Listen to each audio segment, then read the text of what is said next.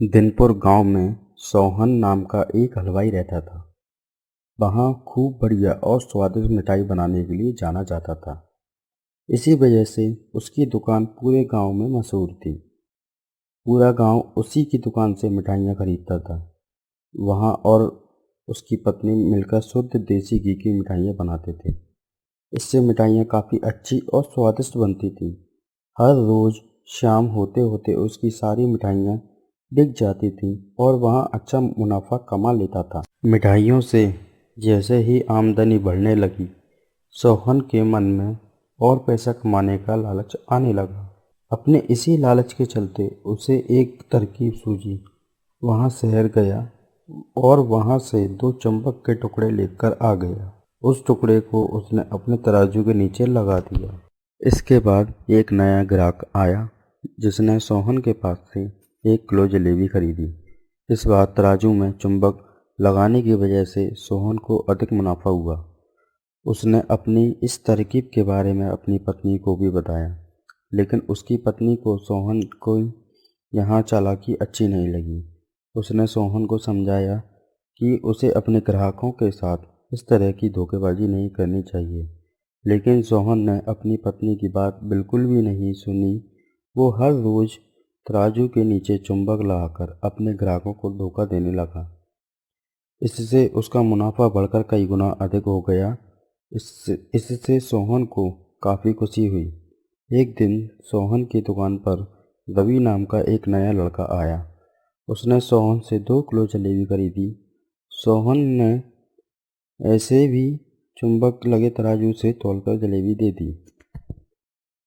रवि ने जैसे ही जलेबी उठाई, उसे लगा कि जलेबी का वजन 2 किलो से कम है।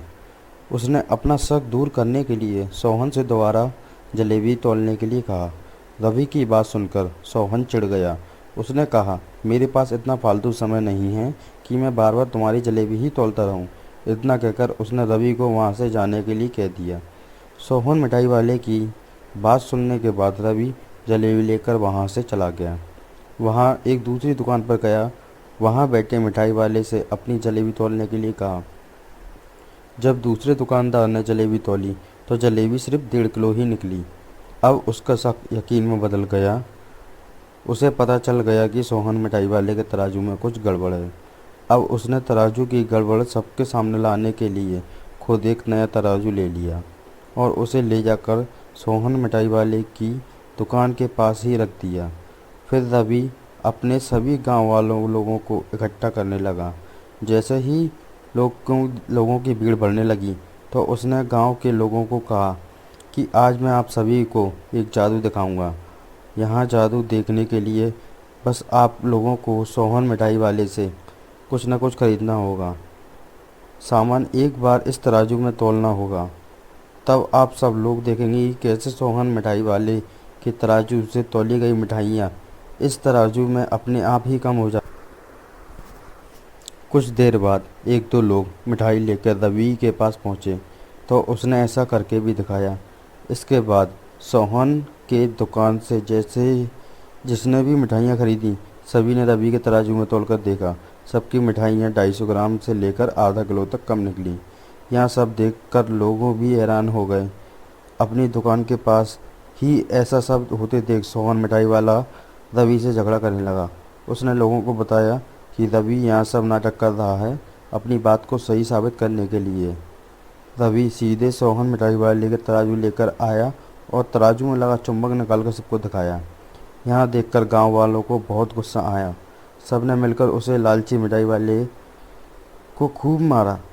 अब उसी लालची मिठाई वाले को अपनी लालच और उसके करनी के कारण की गई गलत हरकतों पर पछतावा हो रहा था। उसके बाद अपने गांव के सभी लोगों को माफ़ी मांगने लगा। वादा भी किया कि भविष्य में वो ऐसा कभी किसी के संग जालसाजी नहीं करेगा। सोहन की इस धोखेबाजी से पूरा गांव नाराज़ था, इसलिए लोगों ने उसकी दुकान में जाना काफ़ी कम कर दिया। इधर सोहन के पास पछताने के अलावा कुछ नहीं बचा, क्योंकि वो पूरे गांव वालों का भरोसा खो चुका था। कहानी से सीख, कभी भी लालच नहीं करना चाहिए। हमेशा ईमानदारी के साथ अपना काम करने से ही इंसान अच्छा होता है। लालच के चलते भले ही कुछ समय के लिए अच्छा फ़ायदा हो, लेकिन इससे इज्जत और आत्मसम्मान दोनों कम हो जाते हैं।